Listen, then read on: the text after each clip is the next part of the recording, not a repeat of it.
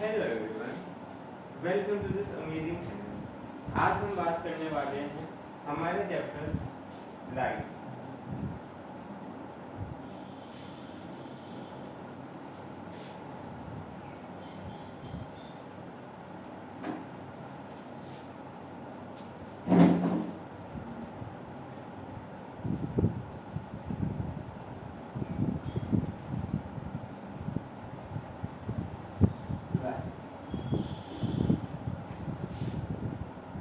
Light क्या होता है?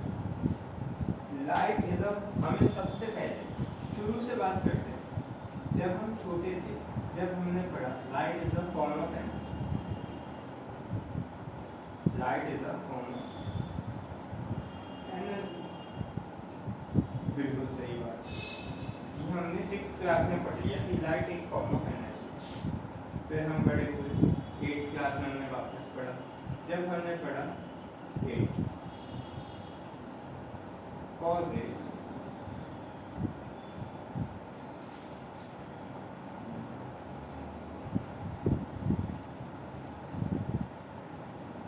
sensation of vision, यानी कि ये देखने में हेल्प करता है। बिल्कुल सही बात। अब हम आएंगे 10th क्लास और अब इन डेफिनेशन में एक पॉइंट ऐड किया जाता है।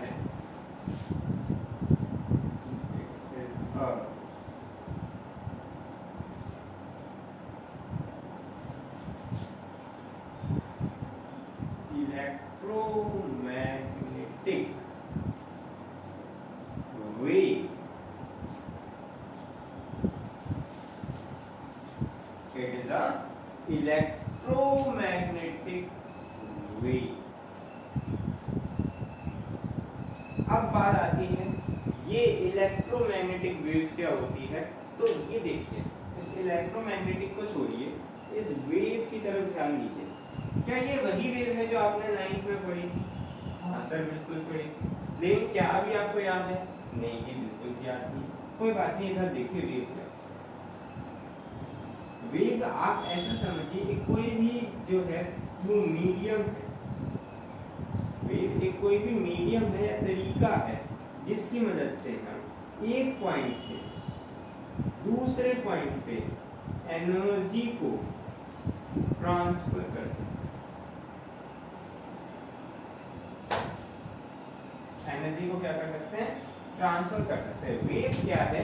एक ऐसा तरीका है, एक ऐसा मीडियम है जिससे हम एनर्जी को क्या कर सकते हैं? एक पॉइंट से दूसरे पॉइंट पे ट्रांसफर कर सकते हैं। जैसे ए पॉइंट पे इस समय कोई एनर्जी है, मुझे उसे बी पॉइंट पे लेके जाना है, तो मैं यूज करूंगा वेव। अब मैं आपको इसके बारे में थोड़ा सा और एक्स्ट्रा बता देता हूँ, जिससे आपको क्लियर हो जाएगा कि इलेक्ट्रोमैग्नेटिक वेव क्या होता है। आपसे बोर्ड में कोई नहीं पूछेगा कि इलेक्ट्रोमैग्नेटिक वेव क्या चीज है, बस ये आपको पता होना चाहिए क्योंकि आपकी डेफिनेशन में आ रहा है। वेव जो है वो दो तरह की होती है, एक मीडियम डिपेंडेंट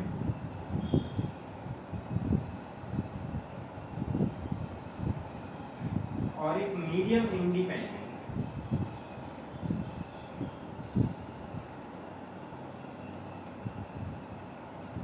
अब ये जो मीडियम इंडिपेंडेंट वेव होती है, इसी को हम कहते हैं इलेक्ट्रोमैग्नेटिक वेव। इसी को हम क्या कहते हैं? Electromagnetic wave. And my dear बच्चा लोग, ये जो इलेक्ट्रोमैग्नेटिक वेव है, इसके अंदर ये जो इलेक्ट्रोमैग्नेट है, ये कुछ और भी दर्शा रहा है। देखो, इलेक्ट्रो का मतलब इलेक्ट्रिसिटी। इलेक्ट्रिसिटी जो है वो रिलेटेड होती है इलेक्ट्रॉन से। वो किससे रिलेटेड होती है? इलेक्ट्रॉन से। अब मैं यहाँ पे जो भी ब्लैक मार्कर से लिखूंगा वो कुछ भी आपके बोर्ड्स में नहीं पूछा जाएगा, पर आपको पता होना चाहिए।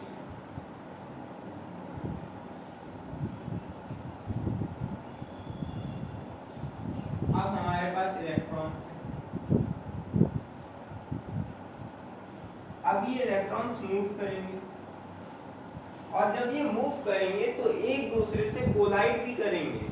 कोलाइड करने का मतलब क्या है? टकराना। और ये सारे एक ही डायरेक्शन में मूव नहीं करेंगे, इससे ये आके टकराएगा, से ये आके टकराएगा, ये इससे टकराएगा, ये इससे टकराएगा, ये इससे टकराएगा, इस तरह से आपस में टकराते रहेंगे। हो सकता है यहाँ पे एक आके इससे टकरा जाए। तो ये आपस में बहुत सारे इलेक्ट्रॉन्स हैं, जब वो आपस में कोलाइड करते हैं तो उससे जो वेव्स, जो रेडिएशन निकलती है, उन्हें हम कहते हैं इलेक्ट्रोमैग्नेटिक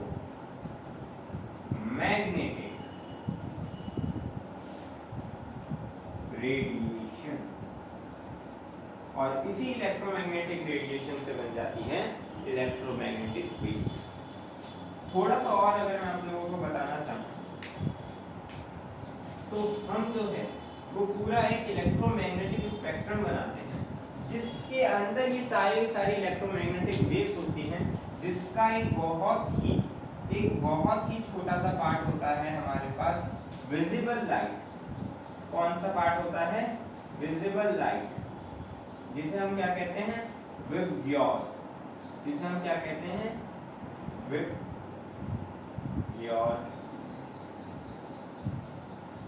या फिर व्हाइट लाइट है।